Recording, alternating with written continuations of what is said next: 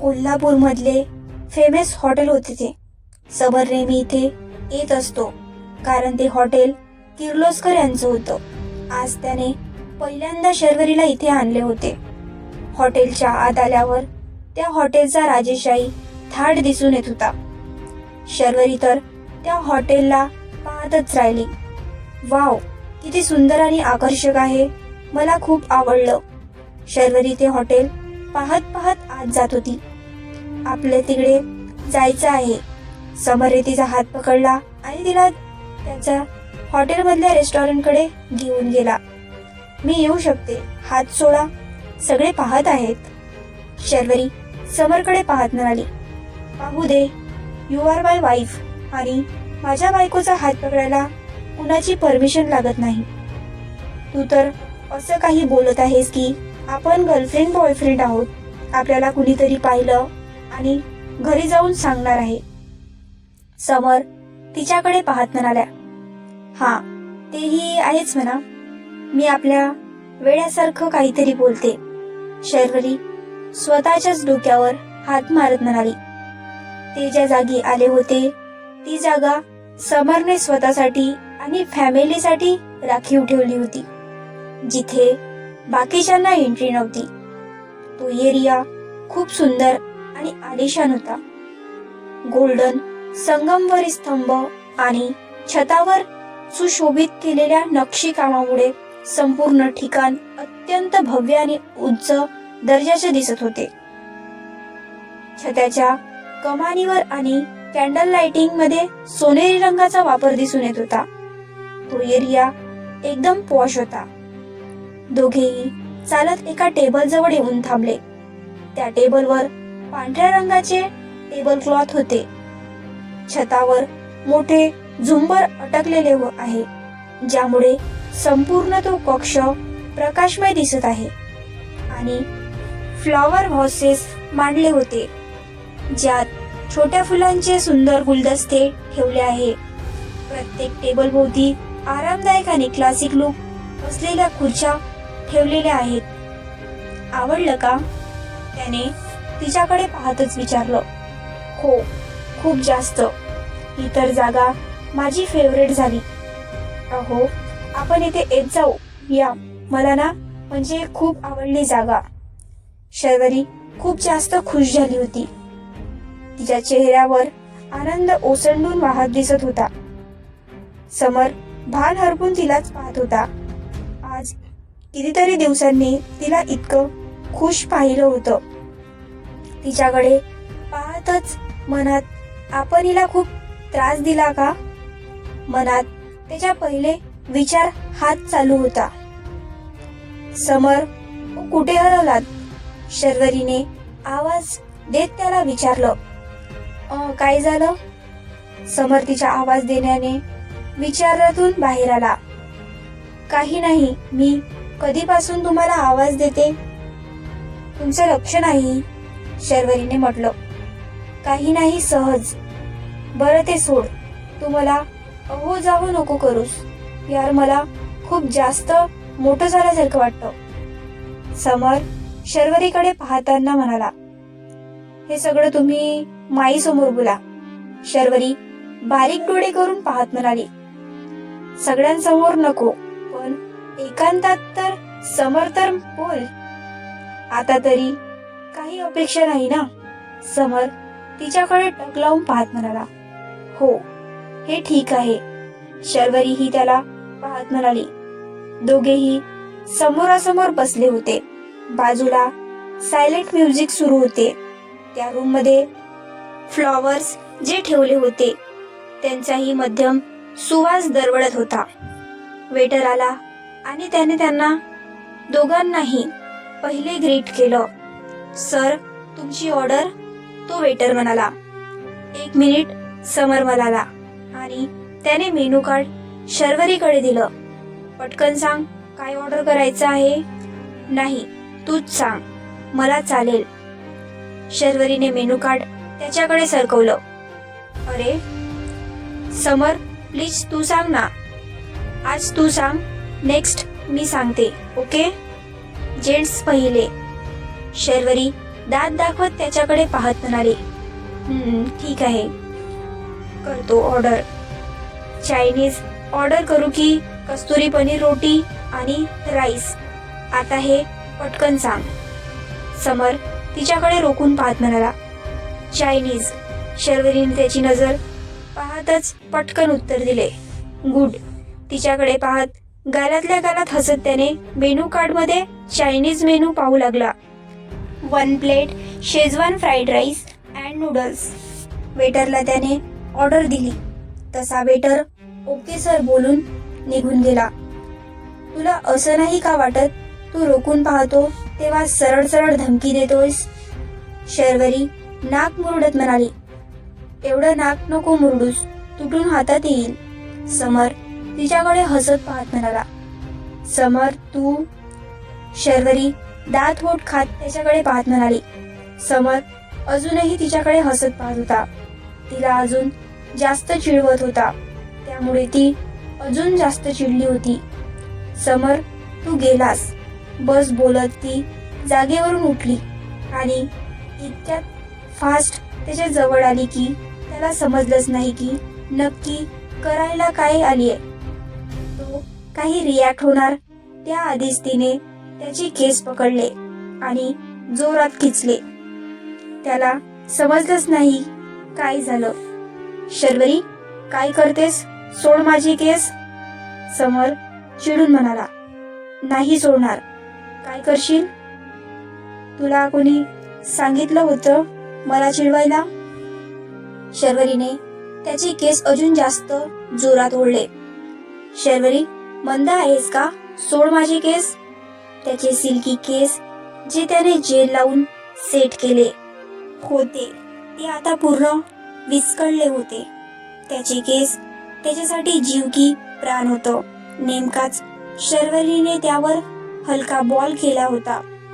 तू सोडणार आहे की नाही, मी शेवटचं विचारतोय. समर थोडे जबर ठेवून तो तिच्याकडे पाहत म्हणाला. नाही, जा, काय करायचंय ते कर. शर्वरी त्याला फुल खुन्नस देत म्हणाली. समर शर्वरीकडे पाहत होता आणि त्याच्या गालावर डेविल हसू होतं जे शर्वरीने अजिबात पाहिलं नव्हतं. ती तर त्याच्या केसांकडे पाहत होती आणि मनात तिच्या विचार आला, अरे यार किती भारी केस आहे त्यांचे, असं वाटतं सोडूच नये. तिचा हा विचार चालूच होता की तिला जाणवलं की तिच्या कमरेवर छानपैकी हात रेंगाळत आहे. तसे तिने पटकन नजर खाली केली तर समरने त्याचे हात तिच्या कमरेवर फिरवत होता. समर काय करतोयस? शर्वरी त्याच्याकडे डोळे वटारून पाहत म्हणाली. काय करतोय म्हणजे? दिसतं ना तुला. त्याने तिच्या कमरेवर त्याचे हात घट्ट आवळले होते आणि स्वतःजवळ ओढली गेल्याने ती सरळ त्याच्या अंगावर पडली तर पडली, पण तिचे ओठ त्याच्या ओठांवर टेकले होते आणि हात त्याच्या छातीवर विसावले गेले होते. ती डोळे मोठे करून त्याच्याकडे पाहत होती. खरं तर तो पण शॉक झाला होता. अचानक पण तिच्या ओठांचा स्पर्श झाला होता, ज्या स्पर्शाने त्याच्या भावना अनावर झाली होती. हे दोघे त्यांच्याच विश्वात होते की तितक्यात रूमचा दरवाजा उघडून कोणीतरी आत आले आणि समोरचे दृश्य पाहून ती व्यक्ती रागाने लालबुंद झाली होती. दरवाजाच्या आवाजाने ते दोघेही भानावर आले आणि पटकन उठून उभे राहिले. समोरील व्यक्तीला पाहून समरच्या कपाळावर आठ्या पडल्या. तोही रागाने त्या व्यक्तीला पाहत होता. खरं तर त्याला राग आला होता ते यासाठी की त्याला ज्या सुखद भावना होत्या त्या अजून हव्या वाटत होत्या. पण आवाजाने त्या दोघांचीही किसमध्ये खंड पडला होता. तू इथे काय करतेस? तुला माहिती नाही का ही रूम फक्त किर्लोस्कर फॅमिलीसाठी राखीव आहे? समर दोन्ही खिशात हात घालून एक शब्दावर जोर देत म्हणाला. ती व्यक्ती रागाने शर्वरीकडे पाहत होती. हाताच्या मुठी आवरल्या गेल्या होत्या. समरला मात्र काही फरक पडला नव्हता. उलट त्याने शर्वरीला अजून जवळ ओढून घेतली. समर, तू विसरला असशील, पण मी नाही विसरली. तूच नाही का मला इथे घेऊन यायचं ते? जान्हवी शर्वरीकडे पाहून कुटील हसत म्हणाली. मी काहीच विसरलो नाही, पण बहुतेक तूच विसरली आहेस की इथे आता तू येऊ शकत नाही. कारण तुझा आणि माझा संबंध तर केव्हाच संपला आहे, नाही का? इथे फक्त आणि फक्त किर्लोस्कर फॅमिली येऊ शकते. समर एक एक शब्दावर जोर देत म्हणाला. तुझ्याबरोबर संबंध तोडण्याचे कारण ही तुझी फॅमिली आहे, नाही का? त्यांनी जर एवढे बंधन माझ्यावर घातली नसती तर ते घडलं नसतं ना. तुझी फॅमिली जुन्या काळात जगणारी वाटते मला. किती ते बंधन ठेवली होती. खांद्यावर पदर घ्यायचा, मोठ्यांचा रोज पाया पडायचं. जान्हवी तोंड वेडागत म्हणाली.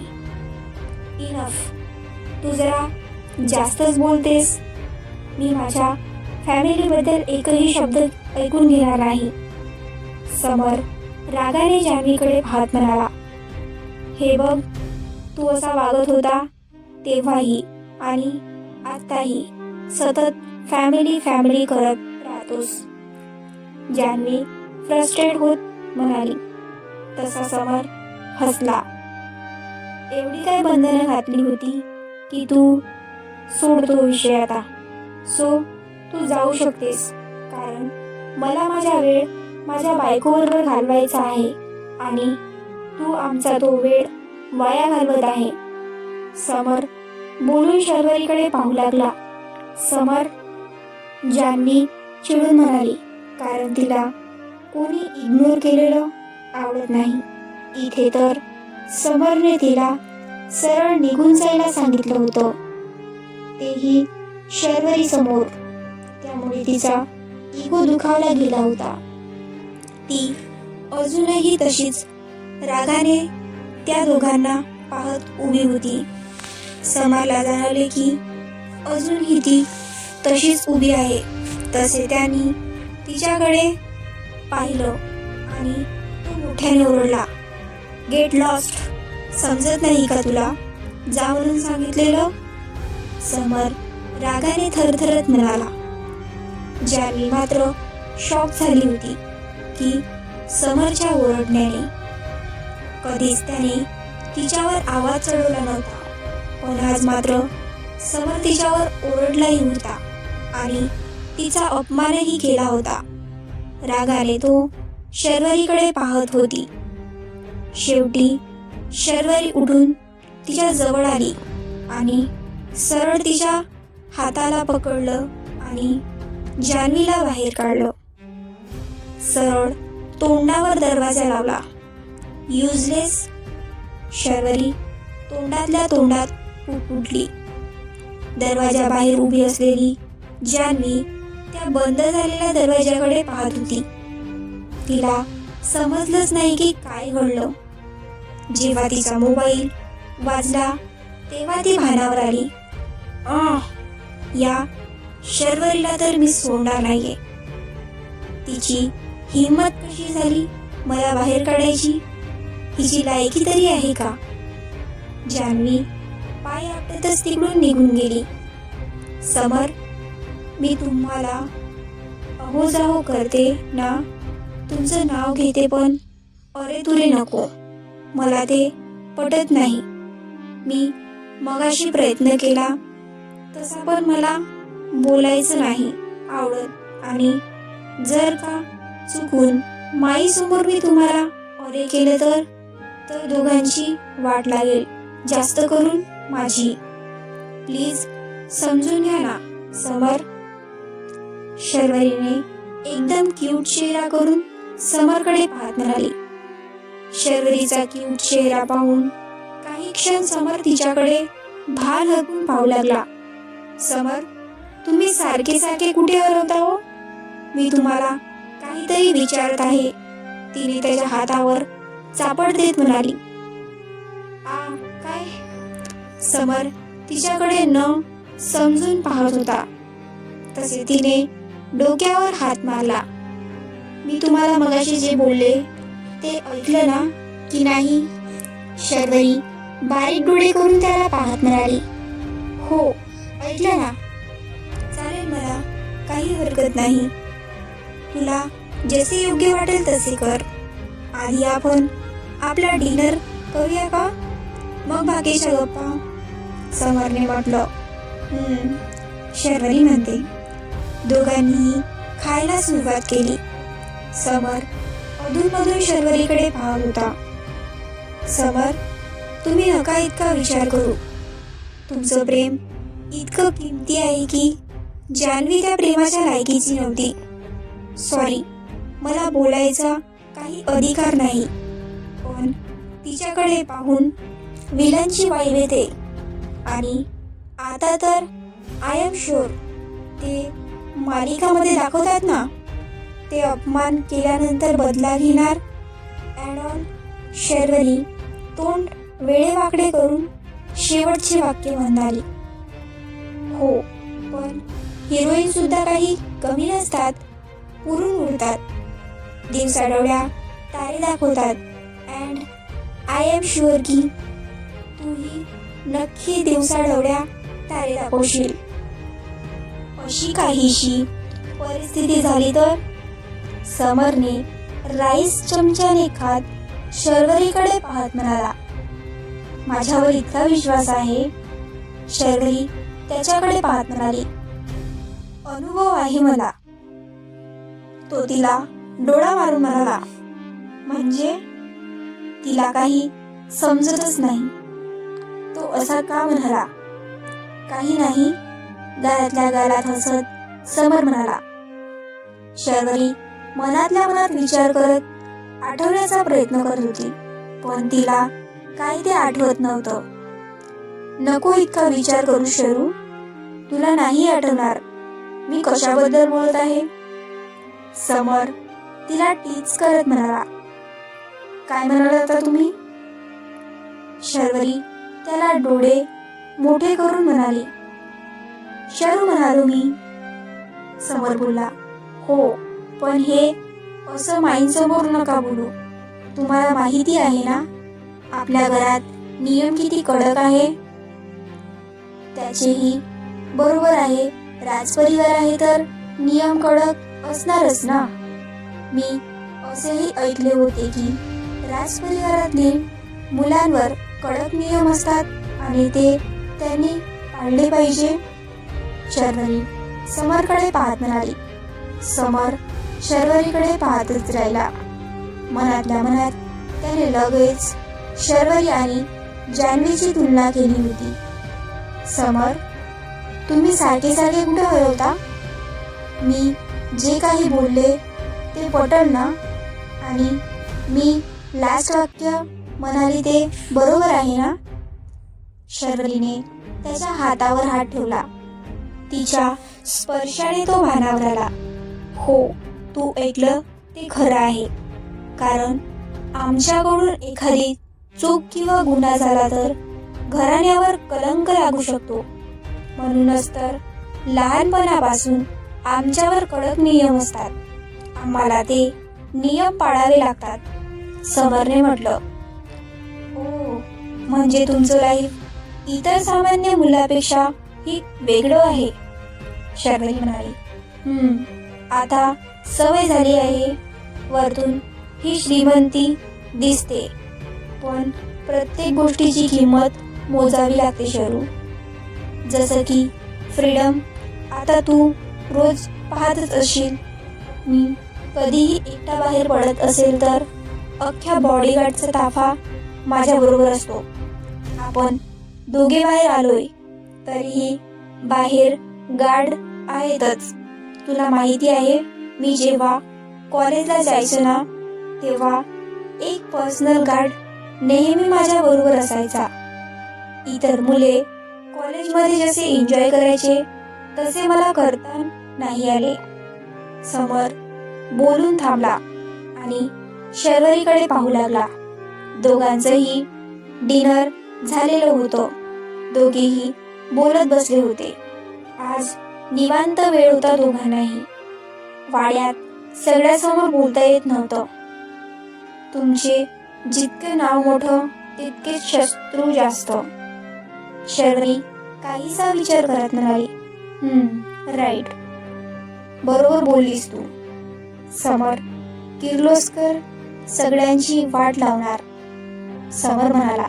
पण हे बोलताना मात्र त्याच्या चेहऱ्यावरचे हावभाव क्रूर होते. त्याच्या चेहऱ्यावर आलेले क्रूर हावभाव पाहून शर्वरी त्याला टोमणा देत म्हणाली. हो, माहीतच आहे मला. मी घेतला आहे अनुभव. मान तिरकी करून तो तिच्याकडे पाहत म्हणाला. हात कोणी उचलला होता? त्याने थोडं गुस्स्यातच विचारलं. धक्का कोणी दिला होता? तिनेही त्याच्याच पद्धतीने त्याला उत्तर दिलं. तसा तो तिला बारीक डोळे करून पाहू लागला. निघूया का घरी? आपल्याला उशीर होतोय. त्याच्या अशा पाहण्याने शर्वरीने विषय बदलला. हो, निघूया, समरने म्हटलं. दोघेही त्या रूम बाहेर पडले. समरने बिल पे केलं आणि हॉटेल मधून बाहेर पडले. तू थांब इथे, मी आलोच कार घेऊन, समर म्हणाला.